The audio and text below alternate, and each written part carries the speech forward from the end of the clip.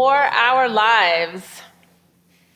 We are a gentle and a loving and an angry people this morning.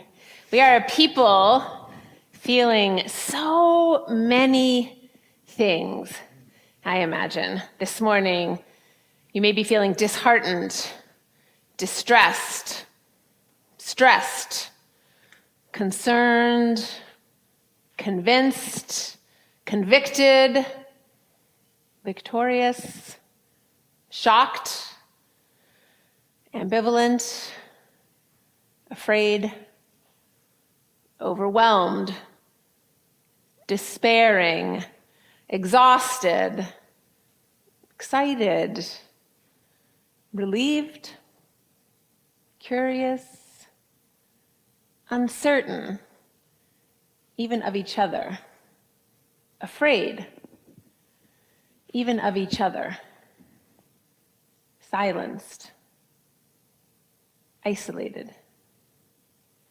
Whatever you are feeling and thinking this morning, you are welcome here. Yes. We are also a strong people and a thoughtful people, a people who balance purpose with passion and reason with compassion. We are a people with a history of supporting and defending the separation of church and state, a people who believe in freedom for and from religion. This morning, on this 4th of July weekend, we are truly a people praying and singing and speaking and organizing and voting for our lives and our democracy. Because this July 4th, 2022, women of childbearing age are no longer the boss of their own bodies in this state of Oklahoma. On Friday morning, June 24th, when I turned on the radio at home and heard the news, I was surprised to find myself standing still in the kitchen, tears running down my face. Surprised because I knew this was coming. Soon, in half of these yet-to-be United States of America, women of childbearing age will no longer be the boss of their own bodies. It feels like overnight we've been thrown back in time more than 50 years. This doesn't feel like 1972. No, the country is being pushed back before the early 70s, when the Supreme Court voted 7-2 to approve safe and legal access to abortion, with 6 Republican-appointed judges on the court then. Here in Oklahoma, we've been pushed back at least 110 years, all the way back to a law written in 1910. That's 10 years before the race massacre. That law, now active, criminalizes advising someone about an abortion and sets punishment at no less than 2 and no more than 5 years in prison for now. So I've been talking about abortion with almost everyone I come into contact with. I mean, at the bank, in the grocery store, with my family and friends, with my neighbors, with some of y'all. One man, a psychiatrist, who asked me not to share his name, because that's how things are in Oklahoma now. In conversation, he told me about the advice lawyers have given all the psychiatrists in his office.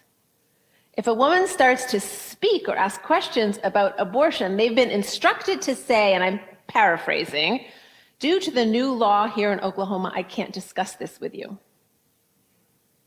If the woman persists, repeat. Due to the new law here in Oklahoma, I can't discuss this with you.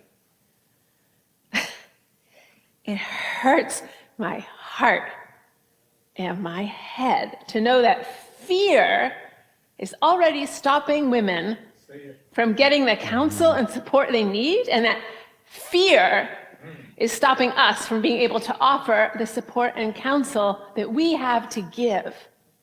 In Oklahoma, we've been pushed back 110 years, but who knows how far back we're going to go. The Supreme Court judges who wrote the Dissenting Opinions, they have expressed an opinion about how far back we might be headed. And I quote, "Either the majority on the Supreme Court does not really believe in its own reasoning, or if it does, all rights that have no history stretching back to the mid-19th century before a civil war that made slavery illegal are insecure." The dissenters wrote, continuing, "Either the mass of the majority's opinion is hypocrisy, or additional constitutional rights are under threat. It is one or the other." A week later, we know that more constitutional rights will be threatened. Which is why I want to be very clear this morning. If our Constitution does not protect women's full equality, it would not be much of a Constitution at all. Amen. But it does. It does. And of course, like Scripture, who it protects and how it protects them depends on how we interpret it. The fact that some people in the United States don't see that the full equality of women in the Constitution is a result of what Michelle Goodwin calls the new Jane Crow. The fact that some people in the United States don't see the full equality of women in the Constitution is a result of what Michelle Goodwin calls the new Jane Crow. Goodwin is professor of law at the University of California, Irvine, and is the author of the article, which I cannot recommend strongly enough, "No Justice Alito, Reproductive Justice is in the Constitution." Goodwin explains how when slavery was abolished, the forced pregnancies of African American and Native Black American women were also outlawed. She explains how because a Black woman's sexual subordination and forced pregnancies were foundational to slavery, the passing of the 13th and 14th Amendments finally gave Black women equal protection under the law because they would no longer be forced to carry and bear children they could not keep or raise.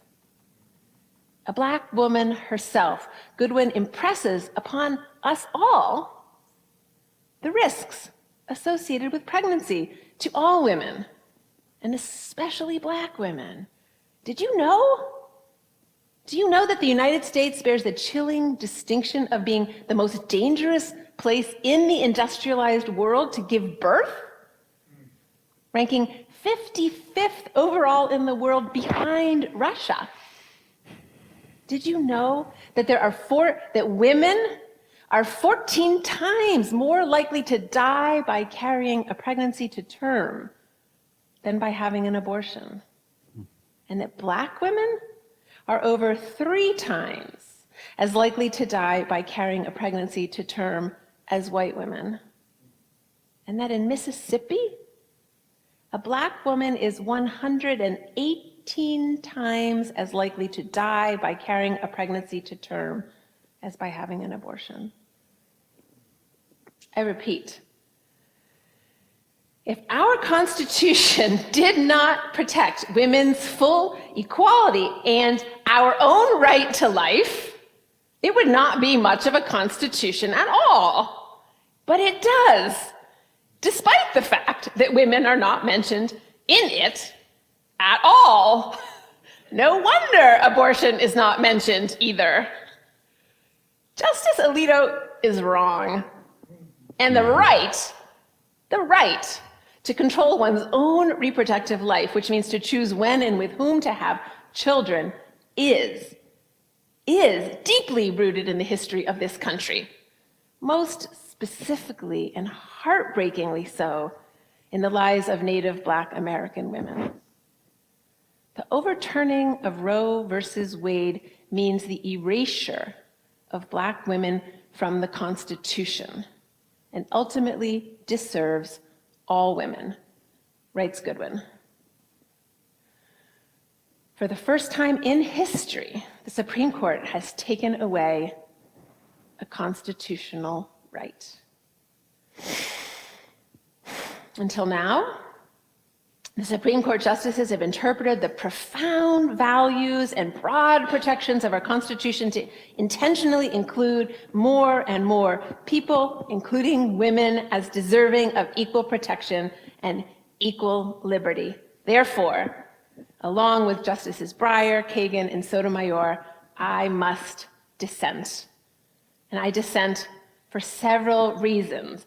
I dissent because as a certified professional midwife, I know that birth and death are parts of a larger life process, and that trust in and respect for each and every woman's sovereignty is and always will be the guiding principle of my practice. I will always work to protect women from forced sterilization or forced abortion, just as I would never force a woman to carry a pregnancy to term or to care for a baby against her will. I dissent because as a mother, I am so grateful that I was able to decide when and with whom I had children. I dissent because as a grandmother, I am outraged that my granddaughter may not have the same freedoms and rights that I had. I dissent because as a Unitarian Universalist minister, I am more concerned about creating heaven here on earth for families in the here and now than worrying about life in the hereafter or in the here before. I dissent because as a Unitarian Universalist minister, I agree with our nation's founders who insisted on the separation of the church and state for three primary reasons. First, so that people would have the right to practice the faith they choose, and so that faith and faiths would flourish. Secondly, so that people would not persecute or prosecute each other for over religious disagreements, as they had done in Europe. Thirdly, so that people would also have the right to doubt and to practice no faith at all, so that we could each be free and equal, no matter what we believe or don't believe. Creating a theocracy, tying the laws of this state or this country to one set of beliefs, is in direct contradiction to the most profound and pluralistic principles on which this country was founded. This is, however, a great time to come out of the closet as an agnostic, a humanist, or even as an atheist. Because as Kate Cohen wrote in the Washington Post this past week, we shouldn't have to use one God to fight another God. We shouldn't have to be religious to be free. What we need and what our Constitution conveniently provides for is freedom from all gods. I dissent because as a citizen of these not yet United States of America, I still believe that all people are created equal and that we have inherent rights, and among these are life, but that our rights don't stop at the right to life. I dissent because among these rights enumerated in our Declaration of Independence are the right to life, comma, the right to liberty, comma, and the right to the pursuit of happiness, period. And so I ask you gathered here this morning, and you gathered online at Well, do you dissent? And if you do, I invite you now to say so out loud and to feel free to rise as you raise your voice.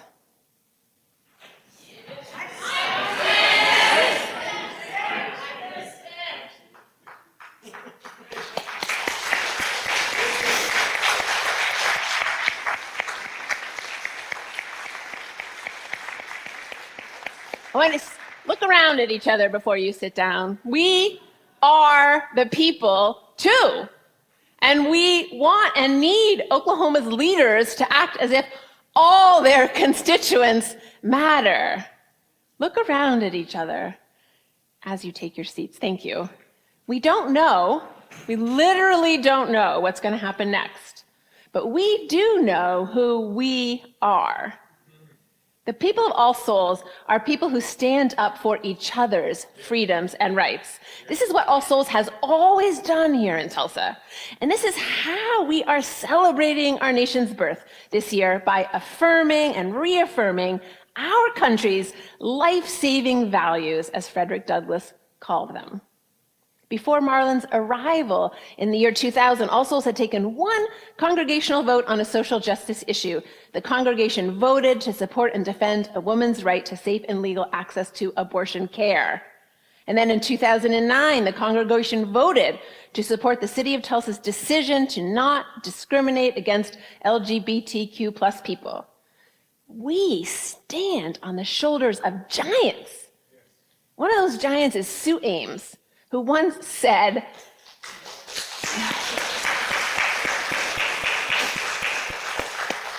and I hope you quote her this week, "I don't know of any woman who goes to a judge or a politician for advice about what to do about her pregnancy, nor should she have to now, Sue." For 20 or so years, Sue Ames single-handedly received and responded to voicemail messages left at the one and only reproductive services clinic then in Tulsa. She tirelessly, 365 days a year, helped coordinate their care, steadfastly raising money for them and their families, sometimes pulling from her own pocket. Last week, the health department revoked the clinic's license. Kelly Jennings is another giant and social justice activist on this issue, and she told me the following story. I had a booth at a Planned Parenthood rally at the Oklahoma Capitol one year. She told me this guy came walking by, stopped, yanked his thumb back at the rotunda where they were pushing another ridiculous anti-abortion law. "What are they doing?" he asked. Then pointing his finger at our poster, he said, "I like that, and I'm a Republican." The best messaging we ever had, Kelly says, was pro-faith, pro-family, pro-choice. And today, because of our learning and integrating the history of Native Black American women in this country, we might add on and say pro-faith, pro-family, pro-choice, pro-access, and pro-liberation. A healthy majority of people in this country are pro-choice and pro-life. About half of the Republicans in this state of Oklahoma are too, according to polls. Now, being pro-choice and pro-life, a popular expression today, means most Americans want to make decisions about their own babies and their own families and are happy to let you make those decisions on your own too. So, what this means for us: prepare to partner with people you never imagined working with before. Because the integrity of our democracy depends on the will and the power of the people. I have pushed myself over the last several weeks to listen to people with whom I disagree, primarily young women who are anti-abortion. It has been difficult and surprising. I learned by listening that there is common ground. The exhausted majority, don't you love that term? The exhausted majority of people in this country are tired of an us versus them mindset. The exhausted majority of people in this country want to be respected for practicing the religion of their choice as they see fit. The exhausted majority of people in this country want children to be well cared for, want strong families, want affordable housing, want access to good mental health care and addiction treatment programs, want good and accessible prenatal and postnatal care and pediatric care. The exhausted majority want accessible early childhood education, and better schools. According to the Hidden Tribes of America Project, more than 3 in 4 Americans believe that our differences aren't so great, that we can't work together. So let's use this time of crisis and turn it into an opportunity. Let's legislate these shared aspirations so they become laws. Let's share our own stories and listen to each other's stories. Let's invite each other back to church. We need each other more than ever now. We can rest here, recharge here. We can reconnect with the holy and rely on the deep roots and resilience of this church and its historic role in this community. Let's invite men into the conversation, because I personally am tired of women taking all the risk and all the responsibility. Remember, I'm a midwife and I know how people get pregnant. Speaking of which, before closing, I have a personal story I want to share. Years ago, when preaching on this subject, I told you the story of how quickly Rick and I, my first husband, and I got pregnant. I was all of 22 years old, had no graduate degree or career yet, and we decided together to have an abortion. But I haven't told you yet that we got pregnant again after having our 2 daughters when I was closer to 42 years old, just as I was graduating from seminary. I was ambivalent. He was clear. In his late 40s, he felt he didn't have the energy or the resources to start all over again. He had been an excellent and involved father with our 2 daughters. We co-parented, for sure. I could have decided to have the baby and risked our marriage ending back then. But I respected him then, just as I respect him now, even though we've ultimately divorced. We made the decision together, and it was the right decision for our family.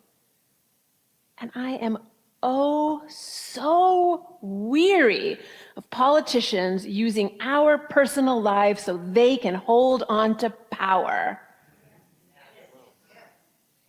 And I am resolved to find reasons for hope.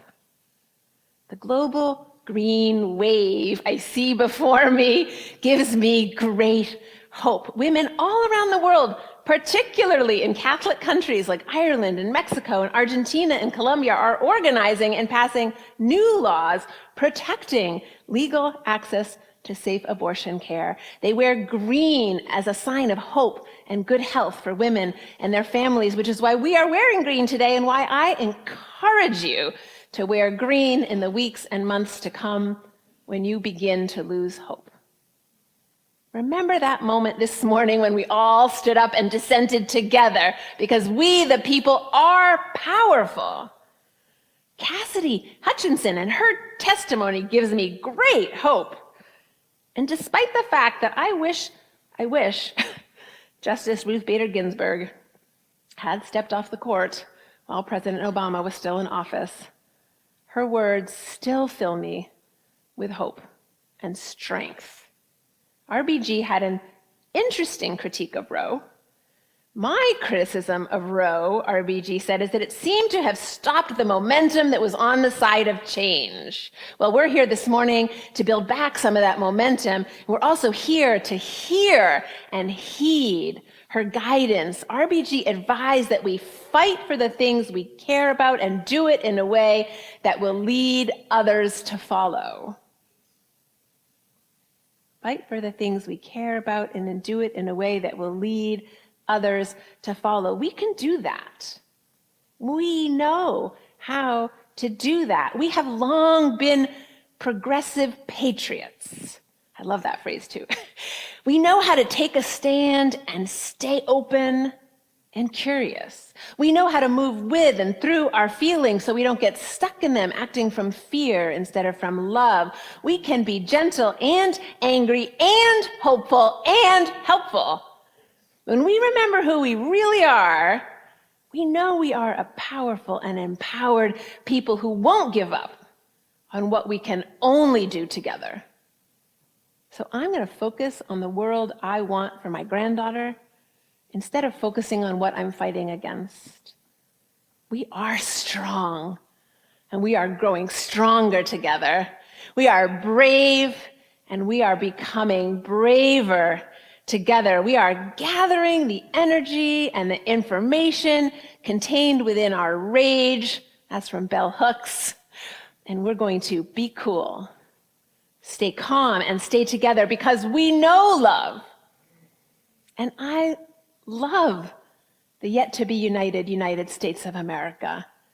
And love always saves the day. May it be so. Amen.